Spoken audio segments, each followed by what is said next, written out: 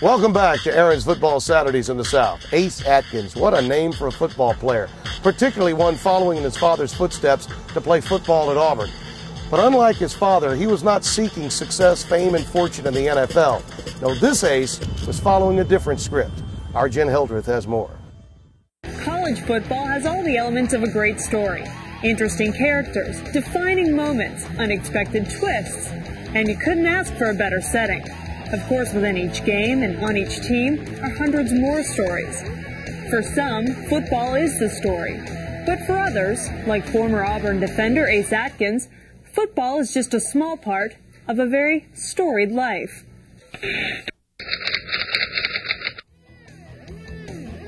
Ace Atkins burst onto the national scene in the fall of 1993. He claimed his place in history by helping Auburn complete a dream season, arising out of obscurity to help take down the number 4 ranked Florida Gators.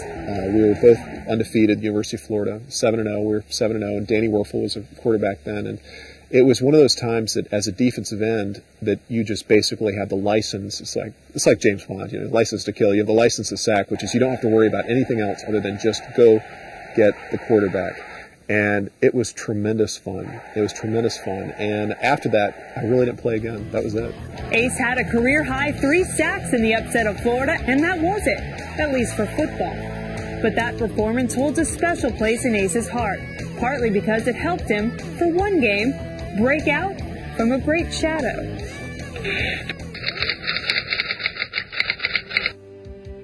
It turns out Auburn has had a pair of aces, though the first may be better known to Tiger fans as Billy. Billy Atkins was the MVP of Auburn's 1957 National Championship squad.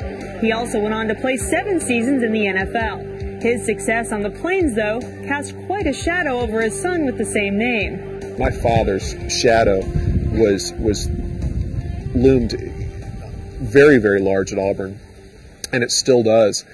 And I think, I wanted so much to be different than my dad when I stepped in, but I don't think that I fully appreciated his contributions. And now I don't think about his contributions as much as a football player. I think more about him as a motivator and a coach. He used to always tell me, I'd say, I'm not sure if, I can get through this or whatever. And he'd say, you just keep on plugging and it'll all work out. If you work hard enough, you can do anything. Ace took his dad's advice. He did work hard at football, but all along, he had something else in mind.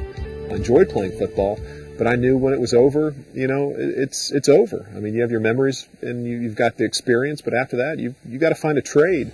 And for me, it was writing.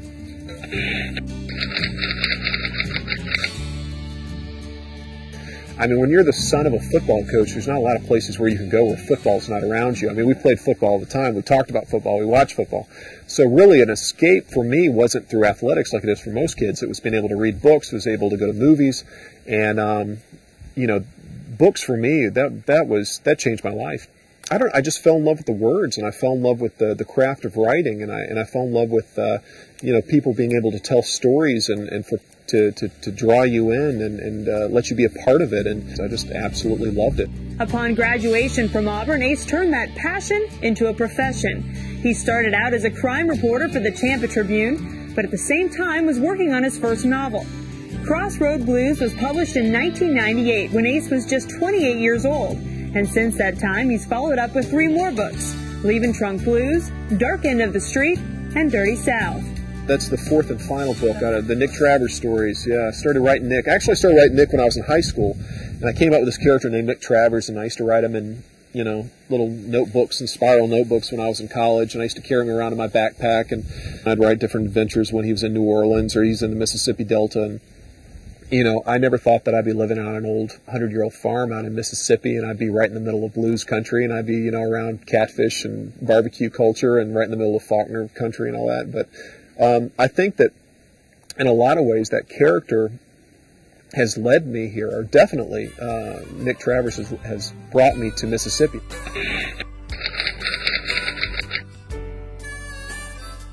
In what better town could a writer hope to prosper than Oxford, Mississippi? The University of Mississippi is there, but it is also the home to many Southern writers. John Grisham has a house here, and William Faulkner's presence is felt everywhere. Ace chose to make his home a few miles outside of town on a century-old farm called Carrefour. This is beautiful out here. Is this your writer's retreat? Pretty much. It's nice to be outside Oxford and be able to be kind of away from things in a place where you can, you're not constantly thinking about phone calls or email or anything like that, and you can just sit down and work. You realize this might give you the reputation of being one of those reclusive writers, though. That's okay. That's okay. I mean, you have to be reclusive. I mean, you're talking about a job that you're sitting down and you're working for, hours on end, just you in front of a computer, and it's a lonely, reclusive life. So that's part of the reason why I have this farm here. Is it's a good place to be alone, or with 12 dogs. Right, Elvis.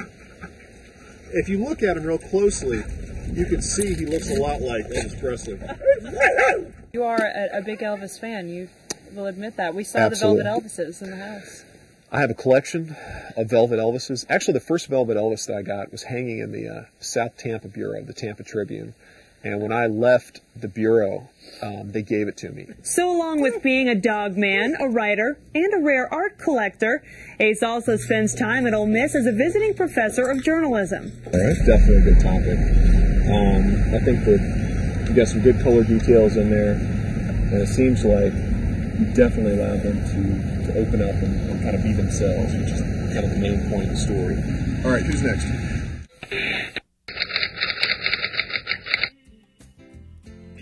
And of course, there is one other element of a great story that we forgot to mention, a happy ending. But Ace's story is far from over. In fact, according to him, it's just beginning. 30, 40 years down the road, when you look back, what do you want people to be saying about you? Ace Atkins was a great breakdancer. Okay, question is what do I hope my legacy is? Boy, I haven't even thought about that. I've got a lot. I think I'm just getting going in my career, and I think that's the best part about being a writer. The bad part about being an athlete is it can be over very, very quickly. You got some memories, but, I never wanted to be the guy that's sitting there in Jordan-Hare Stadium at Auburn wearing my number 99 football jersey and talking about, the old 93 season. That was a wonderful experience. I think I took something from it, but it's not something that you want to have to reflect on every day as defining you. I think that was a great experience, but it certainly does not define who I am in any sort of way.